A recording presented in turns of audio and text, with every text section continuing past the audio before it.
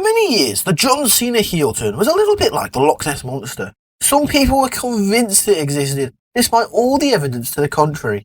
They dedicated their every waking moment to spotting it. They would speculate and speculate about when or how or why it would appear. Big wet tears streaming down their faces. You'll see, when it finally arrives, it will solve everyone's problems. They sobbed frantically, scrubbing themselves in the shower. You'll see. Then, at Elimination Chamber 2025, the Loch Ness Monster appeared. Pigs were flying, and there were reports of widespread hypothermia in hell as John Cena kicked Cody Rhodes right in the penis and turned heel, aligning with The Rock and Travis Scott. Whilst it is lovely to have this heel turn finally, and thus far it's been pretty decent, some good promos, there are plenty of other times that a John Cena heel turn could have happened. Welcome to Honor Wrestling Club, and here are the 10 biggest WWE missed opportunities to turn John Cena heel. Welcome to the club. In number 10, we have turn against Roman Reigns. Roman Reigns must have hated John Cena just a little bit during the 6-year period when he was the big dog. You see, there's nothing wrong with Roman in the ring. He was just a bit of an uninteresting hero. And nearly a decade of John Cena driving fans nuts as an uninteresting hero, that just served to accelerate the backlash against the Samoan. He's the new John Cena, everyone screamed, seeing them stand together in the lead up to Battleground 2014, turning everyone against Roman. But what if they had turned Cena heel on him? Picture this. If Cena, frustrated after his crushing losses at the hands of Lesnar at SummerSlam, and furious that Roman Reigns was receiving all the attention, suddenly turned and brutalised the ex-Shield member, it might have made Reigns as a hero a much easier pill to swallow. Fans would have been less hesitant for him to become the new Cena if the current Cena had suddenly reinvigorated his character. It's possible the universe would have been too shocked to notice Reigns being shoved down their throat, and by the time the Royal Rumble rolled around, Roman could have had a loyal fan base behind him, and maybe not get the biggest boos ever, not for someone not called Logan Paul. In number 9, we have at WrestleMania 29, because the story was crying out for anything else, something else. The match was such a rehash that it genuinely felt like the story couldn't be complete without one final twist. This actually seemed plausible at the time, God knows why in hindsight. WrestleMania is a huge stage, and perhaps something as big as the fabled John Cena heel turn would be wasted anywhere else. They've been heavily working the idea of John Cena having the worst year of his existence in 2012, after losing to The Rock at Mania 28, despite, headlining most pay-per-views that year, winning most of the big matches, getting what he wanted most of the time. Most of the time he lost was through shenanigans or screwy finishes, and he won the Royal Rumble.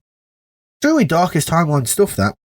The idea was for this match to be seen as his redemption, and in the promos leading up to the showdown, he constantly hammered home at The Rock that he needed to beat him.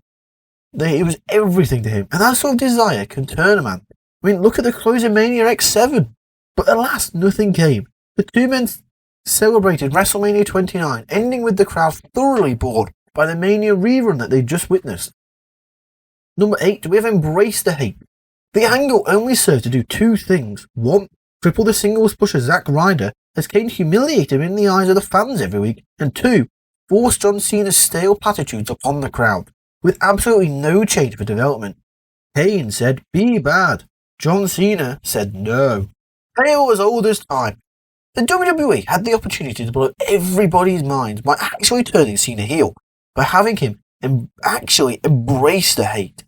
No one would have seen it coming, and doing so before WrestleMania 28 and his first encounter with The Rock would have seemed like a huge swerve, but actuality would have made perfect sense. The event was taking place in Miami after all, The Rock's home crowd. Cena was going to be the biggest heel in the building regardless, so why not steer into it, rather than use Kane to tell us what we already knew, that John Cena was a nice fella. It was like someone had watched The Dark Knight and then were like, we'll do that, but we'll take out the Harvey Dent bit so that it doesn't really work anymore. In number 7, we are bringing back the Authority. With Triple H being the supreme Megadeth variant of the now babyface Authority structure in WWE, it's a little less prominent than it used to be. But gosh, didn't it used to be? After what some people thought was a thrilling conclusion to the angle of Survivor Series 2014, the Authority simply returned a month later, and the storyline limped on from there. After the Authority was vanquished, it was up to Cena to bring them back, and a wider door for a heel turn there could not be during the post-Authority conclusion. John Cena could have been forced to take over running Raw and SmackDown himself, having ruled with fairness initially, but then he starts to make bad decisions, hating the job, hating everyone making demands for him, and eventually, power turns him, and he chooses to bring back the Authority voluntarily. After all, Cena then aligning with those in charge does make a thematic sense, because that's already how the majority of hardcore fans saw him at the time, as the company man roosting at the top of the card thanks to constant protection from management, and this way we don't have to hurt Edge in the middle of his first retirement. Number 6, his first title reign. Look no further than CM Punk for the perfect blueprint for a long title reign. It was spent with him as one of the top faces on the card, then, before people had a chance to get bored of him, he spent the other half of the reign as a snivelling heel, forming a partnership with the greatest manager in the business, Paul Heyman. It was a fantastic title run, and a narrative the company should have used years before during Cena's first title reign. His first reign spanned from 2005, after he beat JBL at Mania 21, to 2006 where he would lose to Edge. Cena began to be booed by small but vocal members of the crowd, first in his feud against Chris Jericho and then much louder in his subsequent feud against Kurt Angle. WWE probably were confused by this reaction and they bet that it would pass, chose to keep him as a face.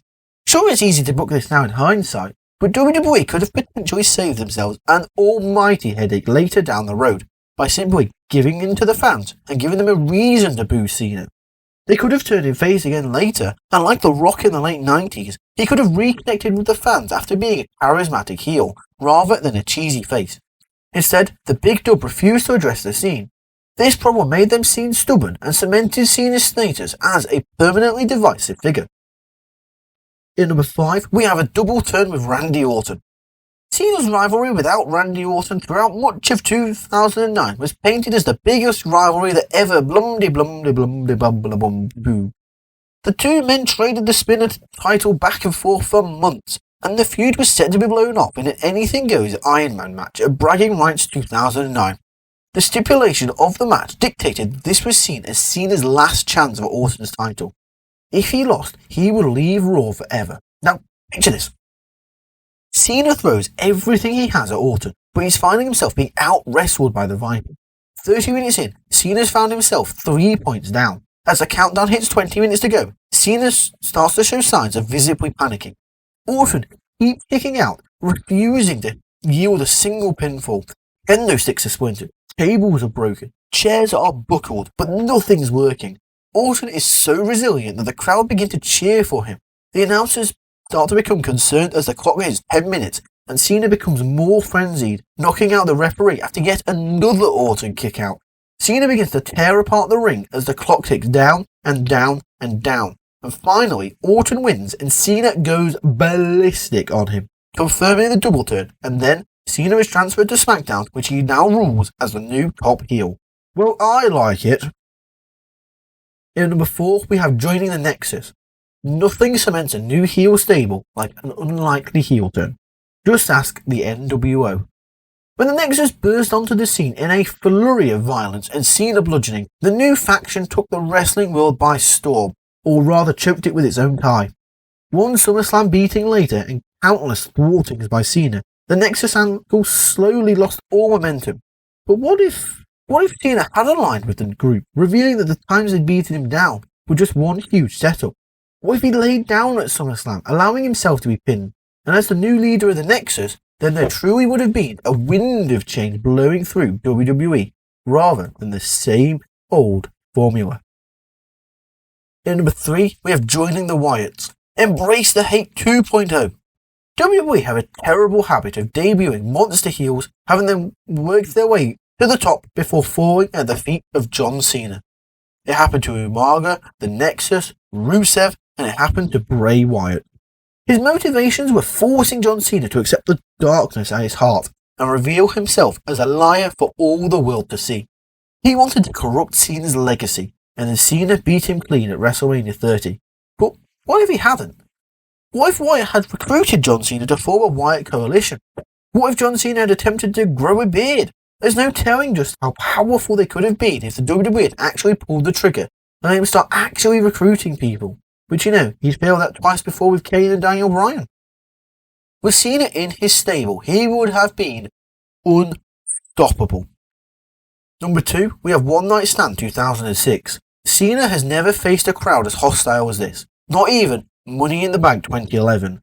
No wrestler has faced a crowd this hostile before. When Cena walked into the Hammerstein Ballroom at One Night Stand 2006 to defend the WWE title against Rob Van Dam, there was blood and fury in the air.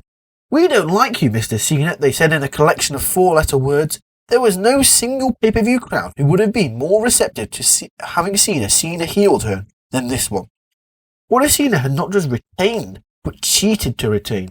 Go big, incite the riot, kill the Phoenix, burn the rainbow. Have Cena turn heel on RVD. Call this my inner Slytherin dying to break free, but damn it, I want to see what happens next. It wouldn't have been pretty, but it would have generated public attention and quite possibly a public thanking. Only one thing would have incited as much hatred, and that is, number 1, beating the streak. Try and imagine the sort of noise that would have come from your mouth if Cena had cheated to beat The Undertaker's streak at WrestleMania. It would have created a heel turn for the ages. Cast your mind back to Hogan at Bash on the Beach 1996. People have been saying that his heel turn this year has been bigger than that Hogan heel turn, and this one would have felt even bigger than that, because the streak was one of the few things that fans still cherished about this sport without any irony. For Cena to have taken that away in such a fashion would have magnified his real-life heat tenfold and created an ultimate villain for the next big babyface to conquer. And that's our list. Did we miss out any? Tell us in the comments down below. Don't forget to like, share and subscribe to Honor Wrestling Club. That's all for now, so I'd like to thank you for watching and welcome you to the club. See ya!